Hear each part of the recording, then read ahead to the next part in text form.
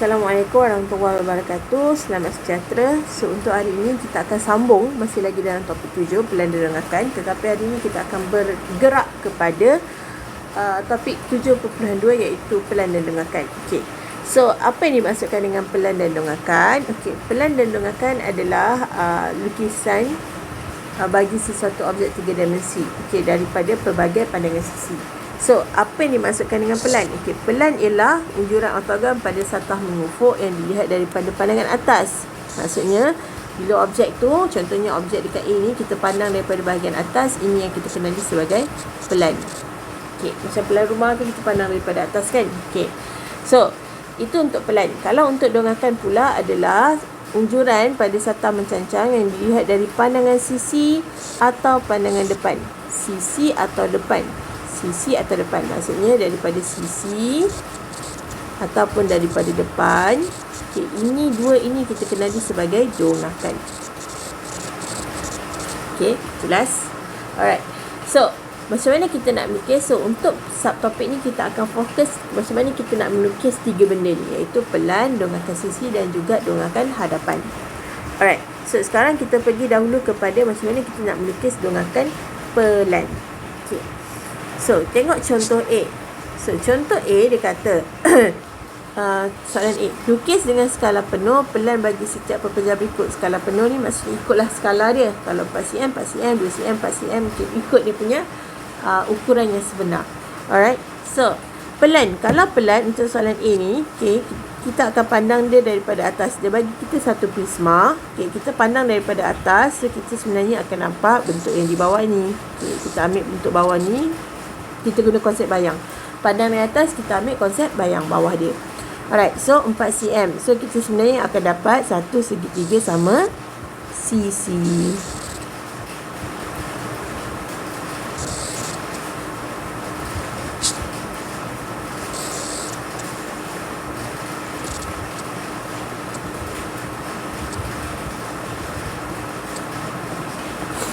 So, sini 4cm. 4cm. 4cm. Alright. Kemudian, okay, dah dapat bentuk. Kita tak ada apa-apa lagi bentuk yang lain dekat ataupun sebarang garisan yang kita nampak dekat satah atas ni ataupun satah bawah. Okay.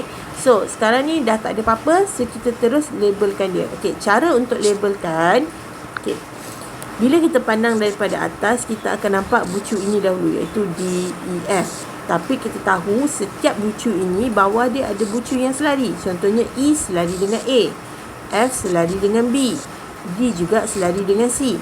So, bila dia ada bucu yang selari di bawah dia ataupun di belakang dia, kita akan buat tulis macam ni untuk kita punya label bucu. So, di sini akan jadi E slash dengan A sebab E selari dengan A. Sini akan jadi F slash B. Yang ini akan jadi D slash C. Dah settle. Okay. So, itu untuk soalan A. Sekarang kita bergerak kepada soalan B. Okay, soalan B sekarang dia bagi kita gabungan pepejal. Okay, gabungan pepejal sebab kita ada dua pepejal yang tak sama saiz di sini lah. Okay, so, kita pandang daripada atas. Kita akan jadikan tapak bawah bayang ini sebagai kita punya base plan. So, kita akan lukis 4cm darab 2cm. So, 4cm darab dengan 2cm.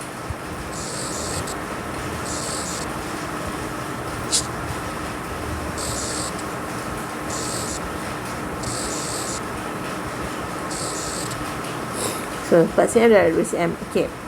Dan yang ni kita dah ada. Sekarang ni, okey.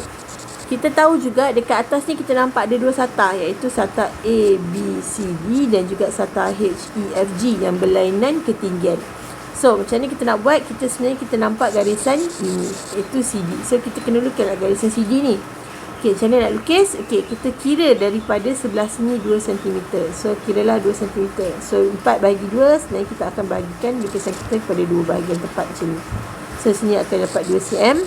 Sini akan dapat 2 cm. Alright. Sekarang, okey, dah dapat yang macam ni. Okey, barulah kita akan labelkan dia. Okey, so untuk label, kita akan start daripada bahagian bawah ni, A dululah. So, A selari dengan J. Okay, kemudian D kita selari dengan E. Seterusnya F selari dengan K. Dan G selari dengan L. H kita selari dengan I. Dan juga B kita selari dengan H. C selari dengan H.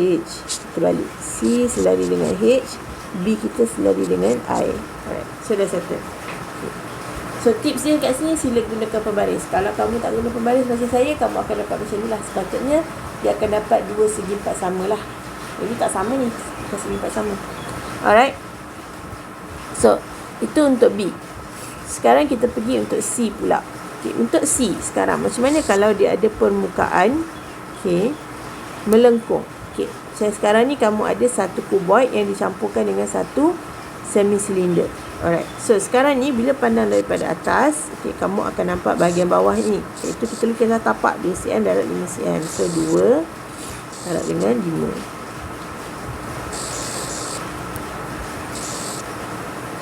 So sini 2 cm, sini 5 cm kita.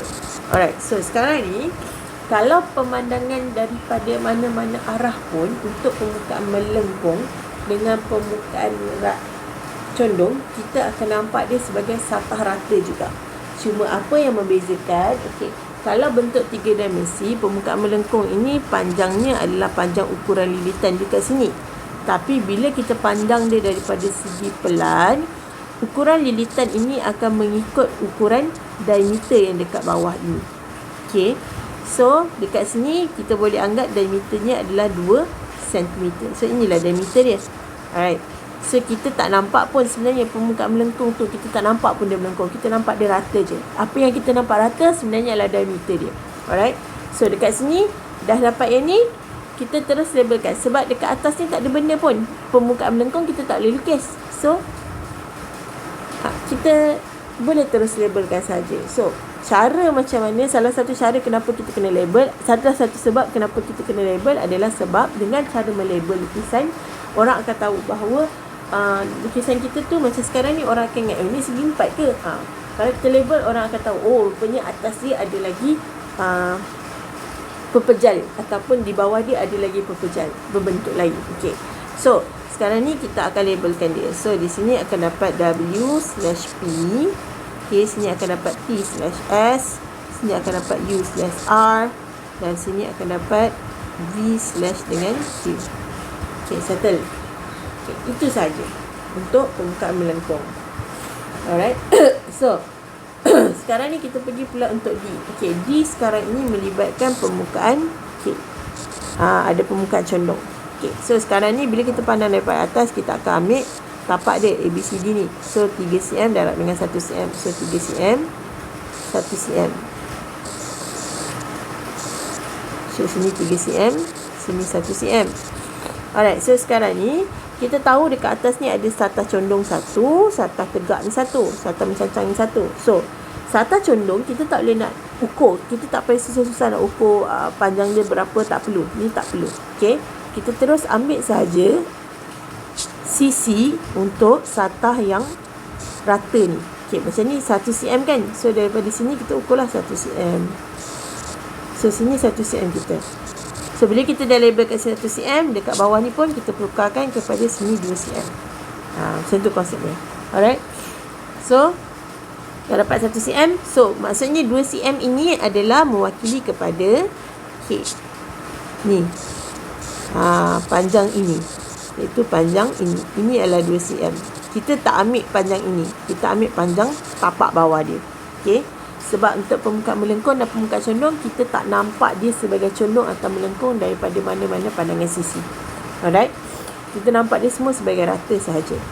So dah dapat yang itu, barulah kita boleh labelkan dia. So untuk label daripada atas, kita akan start daripada sini. F jumpa A, E dengan D, J dengan G.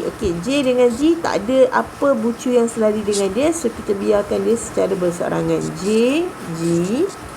Kemudian I dengan C. Dan last sekali H dengan B. Dah settle. So itu untuk pelai dan donghakan.